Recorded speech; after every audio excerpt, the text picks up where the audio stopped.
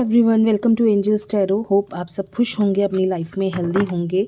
नया साल आने वाला है और नए साल की आपको बहुत सारी शुभकामनाएं। और नए साल आप सब के लिए बहुत सारी खुशियां लेकर आए, बहुत सारी अबंडेंस लेकर आए। आज की जो हमारी रीडिंग है उसका टॉपिक है कि वो मीन्स आपके जो पार्टनर हैं वो आपसे क्या चाहते हैं, क्या चाहिए उनको, क्या उनके मन में है, उनकी फीलिंग्स, उनकी करंट फीलिंग्स या उनके मन की हालत इस वक्त क्या है, आपको लेकर क्या सोच रहे हैं। ठीक है, ये सारी चीज़ें डिस्कस करेंगे। जनरल रीडिंग है, बहुत ज़्यादा इसमें हम चीज़ों को घुमा फिरा के बात नहीं करेंगे। जो एक करंट जनरल रीडिंग्स होती हैं इंसान के मन की फीलिंग्स, वो हम इसमें डिस्कस करेंगे। ठीक है, और सभी ज़ोडिक साइन वालों के लिए है, सभी एज ग्रुप वालों के लिए है, मेल फीमेल सभी के लिए है। कई पॉइंट्स आपसे रेजोनेट नहीं भी करेंगे तो आप उन्हें स्किप कर सकते हैं, या आपसे कई बार आपको ऐसा लगता है कि ये सारी चीज़ें तो मेरे लिए है, तो आप उन्हें लाइक करके या कमेंट करके क्लेम भी कर सकते हैं। और अगर पहली बार वीडियो देख रहे हैं या फर्स्ट टाइम चैनल पे आए हैं तो प्लीज़ चैनल को सब्सक्राइब भी कर दीजिए और बेल आइकन को ज़रूर प्रेस कर दीजिए। जो भी नई वीडियोस डालूंगी उसके नोटिफिकेशन आपको सबसे पहले मिल जाएंगे। ठीक है, एंजल से प्रे करते हैं कि हमें सही गाइडेंस दे, आपके पार्टनर की एनर्जी से कनेक्ट करें और हमें बताएं कि वो आपसे क्या चाहते हैं, क्या सोचते हैं आपको लेकर, उनके मन में क्या है आपको लेकर, क्या एक्सपेक्टेशंस हैं उनकी। जो फर्स्ट कार्ड आया है टेम्परेंस का कार्ड है। सेकंड कार्ड जो आने वाला है स्ट्रेंथ का कार्ड है। स्ट्रेंथ का कार्ड है। थर्ड कार्ड 6 ऑफ वॉन्ड्स का है। कार्ड देखते हैं। नेक्स्ट कार्ड आ रहा है नाइट ऑफ वॉन्ड्स का। नाइट ऑफ वॉन्ड्स, मैजिशियन, यही रखती हूँ मैं, मैजिशियन। द मून,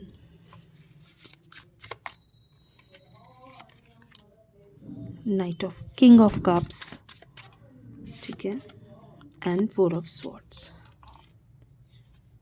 ठीक है, energy of the deck 2 of swords. ठीक है, तो क्या चाहते हैं आपसे, करते हैं क्लैरिफाई इन कार्ड्स को कि क्या चाहते हैं वो आपसे। देखिए, मेन उनको आपसे क्या चाहिए, उनको आपसे चाहिए एक कमिटमेंट। बहुत ज़्यादा वक्त से वो आपसे कुछ चाह रहे हैं लेकिन आपसे कह नहीं पा रहे। मेन चीज़ क्या है, अब वो बहुत ज़्यादा डिप्रेस्ड हो चुके हैं। अब वो बार बार उन चीज़ों को कह कह के कि उन्हें कमिटमेंट चाहिए या उन्हें आपसे एक प्रॉमिस चाहिए कि आप उन्हें लाइफ में कभी छोड़ के नहीं जाओगे। ठीक है, इस वक्त एक्चुअली क्या है कि चीज़ें जो इतनी मैशअप दिख रही हैं कि थर्ड पर्सन की जो डोमिनेंस है, थर्ड पर्सन की जो आपकी दोनों की लाइफ में जो एक मुझे लग रहा है कि बहुत ज़्यादा इंटरफेरेंस है किसी थर्ड पर्सन की। ऐसा लग रहा है उस थर्ड पर्सन की वजह से आपकी लाइफ में बहुत सारी प्रॉब्लम्स, बहुत ज़्यादा चीज़ें मैशअप हो चुकी हैं। बहुत ज़्यादा मतलब कहते हैं ना, उथल पुथल हो चुकी है आपकी लाइफ, दोनों की लाइफ। बहुत कोशिश कर रहे हैं, देख रहे हो आप मून का कार्ड। ये कार्ड दर्शाता है कि कोई एक इंसान आप दोनों के बीच में दरार डलवाना चाह रहा है। आप दोनों के रिश्ते को लेकर वो खुश नहीं है। बहुत सारी कोशिश, वो उस पर्सन के माइंड को इस तरह से बदल रहा है, वो सामने वाले पर्सन के माइंड को ऐसे इस तरह से कहते हैं ना, उस पर हावी है, इतना ज़्यादा हावी है कि उसे पता ही नहीं चल रहा कि कब वो इंसान उसकी बातों में इस तरह से आ चुका है कि उसे खुद ही नहीं पता कि वो अपनी लाइफ को स्पॉइल कर रहा है। और इतनी ज़्यादा लाइफ अब स्ट्रेस्ड हो चुकी है, स्ट्रेसफुल हो चुकी है, इतनी ज़्यादा चीज़ें ख़राब हो चुकी हैं कि अब उन्हें लगता है कि अब उन्हें इन सब चीज़ों से बाहर निकलना है।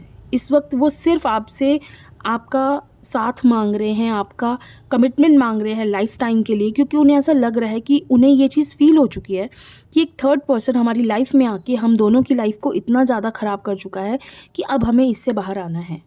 तो वो आपसे भी यही उम्मीद कर रहे हैं कि वो अब जितना ज़्यादा आप दोनों का साथ बहुत इम्पॉर्टेंट है, एक दूसरे पे ट्रस्ट बहुत इम्पॉर्टेंट है इस वक्त जब कोई थर्ड पर्सन आपकी लाइफ में आके आपकी लाइफ को डिस्टर्ब करता है, आपकी लाइफ को ख़राब करने की कोशिश करता है या आपके रिश्ते को ख़राब करने की कोशिश करता है।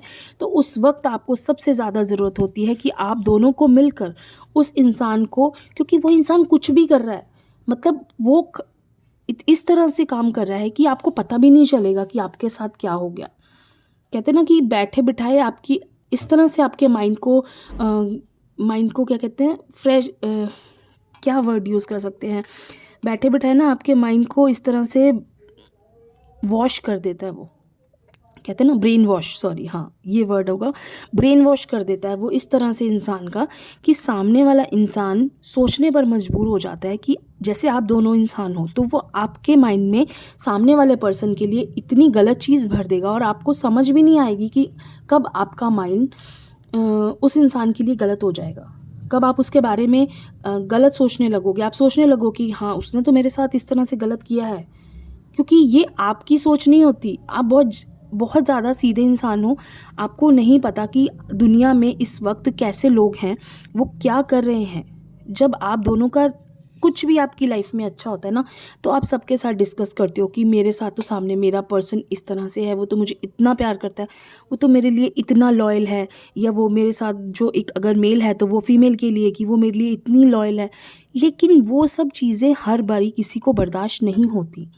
हर इंसान आपकी खुशी बर्दाश्त नहीं कर सकता, वो नहीं चाहता कि आप अपनी लाइफ में खुश रहो, या उस पर्सन को अच्छा नहीं लगता, उस थर्ड पर्सन के लिए आपकी खुशियाँ उसे हज़म नहीं होती हैं। तो अपनी हर चीज़ जाके हर किसी को मत बताया करो कि आपने कहीं इंजॉय किया, आप कहीं किसी पर अपने पर्सन के साथ आपने 2 घंटे बात करी और आप जाके थर्ड पर्सन को बता रहे हो कि उससे तो मेरे 2 घंटे बात हुई और हमने इतनी अच्छी बातें करी। लेकिन आपको नहीं पता कि वो पर्सन कब आपके ब्रेन को वॉश कर देगा और आपको मिसअंडरस्टैंडिंग आप दोनों के बीच में क्रिएट कर देगा और आपकी लाइफ कैसी हो जाएगी।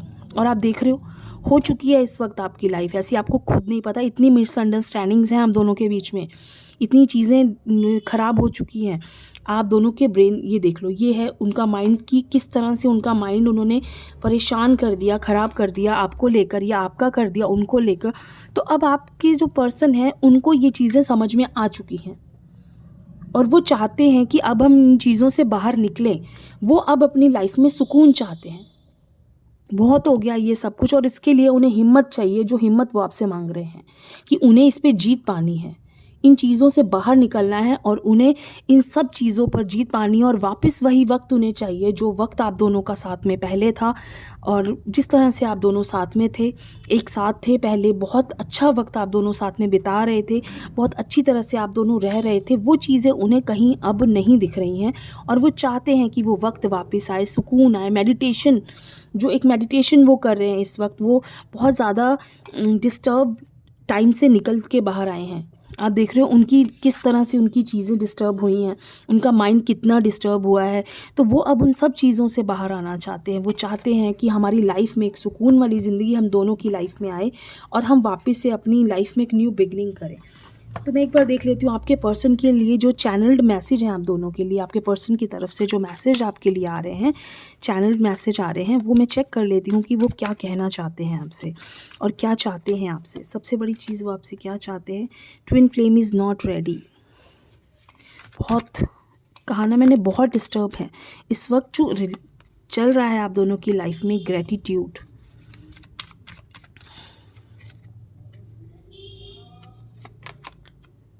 Time for action. देखिए एक्शन लेने के मूड में हैं इस वक्त वो। आपसे बहुत ज़्यादा अपना एक सपोर्ट चाहते हैं कि किस तरह से वो बाहर की दुनिया को हरा दे।